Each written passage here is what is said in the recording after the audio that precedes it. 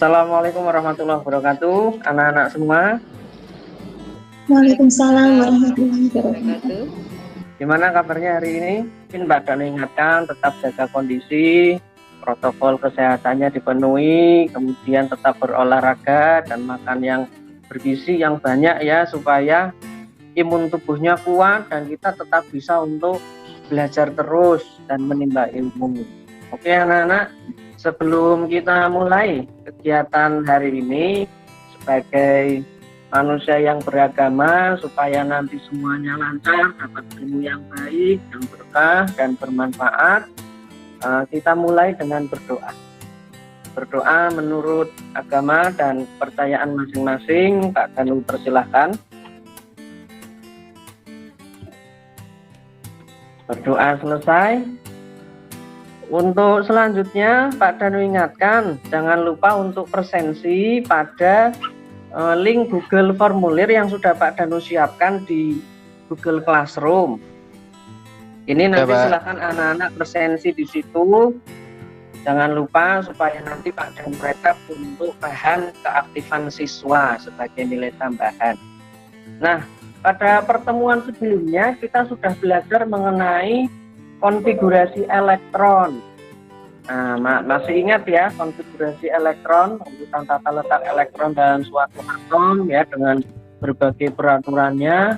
Nah, materi itu nanti sangat berkaitan erat dengan materi yang akan kita pelajari hari ini, yaitu materi mengenai ikatan kimia. Nah, sebelumnya materinya sudah Pak Danu share 1 minggu yang lalu pada akhir pembelajaran, dan Pak Danu sudah menugaskan kalian untuk diskusi kelompok mengenai materi ini ya. Materi ini sebenarnya sangat berkaitan erat dalam kehidupan kita. Nah, unsur di alam yang kalian tahu yang ada di SPU itu ya, unsur di alam itu kan sebenarnya cenderung berikatan dengan unsur lain membentuk ikatan kimia. Sebagai contoh, dalam kehidupan sehari-hari kalian tahu garam dapur ya anak-anak? Ada yang tahu rumus garam dapur itu apa? NaCl Bapak. NaCl tapi. Nah itu kan di situ sudah ada ikatan kimia antara Na dan Cl. Jadi Na itu tidak berdiri sendiri. Apakah kalian pernah menemukan gitu? Misalkan kalian punya di rumah punya emas 1 kilogram beratnya. Apakah semata-mata penambang itu menambang emas kemudian menemukan sebongkah emas? Kan tidak, itu emasnya masih dalam bentuk mineral, dia masih berikatan dengan unsur lain. Contoh lagi, air itu kan juga terbentuk dari ikatan kimia antara H dan O. Air itu kan H2O. Coba bayangkan kalau H sama O itu tidak bisa berikatan kimia, tidak ada air, kita nggak bisa minum ya. Subhanallah, yaitu karunia Tuhan yang sangat luar biasa seperti itu. Nah, itu sebagai motivasi dan persepsi pembelajaran kita hari ini, kita mulai untuk diskusi kita hari ini. Hari ini kita akan fokus pada jenis ikatan kimia, ya ikatan ionik, dan ada pengantar mengenai jenis ikatan kimia kedua, yaitu ikatan kovalen. Untuk tujuan pembelajaran kita nanti melalui kegiatan diskusi, kemarin sudah ya, kemudian mencari literatur dari berbagai sumber, tanya jawab, nanti kita di sini presentasi. Siswa nanti diharapkan dapat menganalisis proses unsur untuk mencapai kestabilan dengan cara membentuk ikatan kimia. Nah, sebelum kita nanti diskusi mengenai hasil diskusi kalian 1 minggu kemarin, coba perhatikan dulu 2 gambar ini. Mungkin salah satu dari kalian ada yang bisa menanggapi? Gimana? Dari ilustrasi terlihat bahwa kita saling membutuhkan satu sama lain, tidak bisa hidup sendiri. Wah, luar biasa ini. Gambar sebelah kanan itu ternyata kita itu di dunia ini tidak dapat hidup sendiri tanpa bantuan dari orang lain. Misalkan kalau kita sakit, kita butuh dokter. Dokternya butuh makan, makanannya dari siapa? Dari petani dan sebagainya. Ternyata kita selalu membutuhkan orang lain dalam hidup kita. Kita itu makhluk sosial. Begitu juga dengan unsur kimia yang kalian kenal di SPU. Unsur kimia itu ternyata membutuhkan kehadiran unsur kimia lainnya untuk mencapai kestabilan. Ada dua pertanyaan besar yang harus kita jawab anak-anak semua untuk diskusi kita hari ini. Pertanyaannya adalah, bagaimana sebenarnya kestabilan menurut unsur? Kalau kita manusia stabil itu kan ya tadi ya Pak, selalu membutuhkan bantuan dari orang lain. Nah kalau unsur itu stabilnya syaratnya bagaimana? Pernyataan kedua, bagaimana cara unsur tersebut untuk mencapai kestabilan? Hasil diskusi minggu kemarin supaya nanti kita ada salah satu dari kalian untuk mempresentasikan hasil diskusinya. Ada kegiatan pengumpulan data, ini penting di sini supaya anak paham konsep dari serah terima elektron. Ya, uji kepahaman. Coba salah satu dari kalian dijawab uji kepahaman, definisi kestabilan menurut unsur bagaimana? Salah satu perwakilan kelompok untuk mempresentasikan hasil diskusinya. Untuk Sudarwati coba. Ya, dari kelompoknya unsur ya Pak ya. Ya.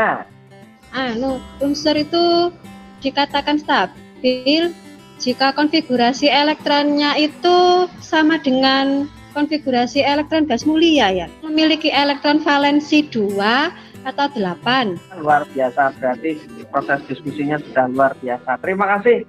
Kemudian pertanyaan ketiga, jelaskan proses pembentukan ikatan ionik. Silahkan dijawab karena bagaimana proses pembentukan ikatan ionik. Kalau dari hasil diskusi kelompok kami dan dari hasil literasi kami dari handout yang Bapak berikan, menurut kami proses pembentukan ikatan ionik itu karena adanya serah terima elektron. Bagus sekali untuk kelompoknya Erna. Untuk diskusinya sudah bagus sekali, anak-anak luar biasa. Ada yang sudah melakukan presentasi dengan baik. Sekarang waktunya Pak Danu untuk memberikan penguatan materi agar kalian lebih paham lagi mengenai apa itu ikatan kimia. Nah, inilah ya.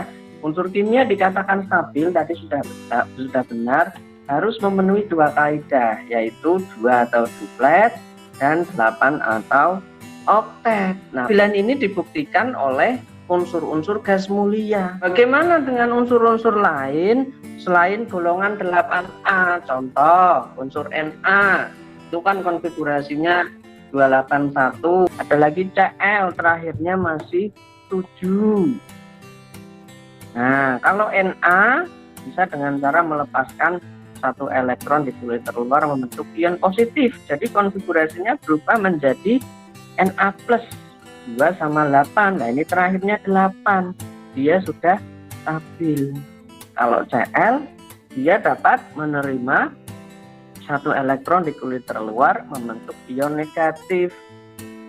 Ini terakhirnya sudah 8. Muncul permasalahan. Na kan melepaskan satu elektron. Kemana itu perginya satu elektron yang dilepaskan oleh Na? Dan Cl kan harus menerima 1. Nah, dari mana Cl mendapatkan satu elektron untuk diterima? Ternyata di sini terjadi proses serah terima elektron. Nah, ikatan yang terbentuk dari proses serah terima elektron kalian sudah tahu ya, ikatan ionik. Jadi yang dapat kita simpulkan untuk diskusi kita hari ini adalah ternyata unsur di alam itu cenderung berdekatan dengan unsur lain untuk mencapai kestabilan. Yang kedua, unsur kimia dikatakan stabil apabila sudah memenuhi kaidah duplet dan oktet pada konfigurasi elektron terakhirnya. Pak Danu ingatkan untuk mengerjakan latihan soal untuk materi minggu depan. Nanti materinya Pak Danu share dulu. Terima kasih untuk perhatiannya. Sebelum Pak Danu tutup, sebagai rasa syukur kita karena sudah diberi nikmat, kita sudah belajar hari ini dengan baik, kita berdoa supaya yang kita dapatkan hari ini semuanya bisa bermanfaat. Ya, berdoa dipersilahkan. Berdoa selesai. Terima kasih. Jangan lupa untuk selalu jaga kesehatan. Ya, sampai ketemu minggu depan. Wassalamualaikum warahmatullahi wabarakatuh.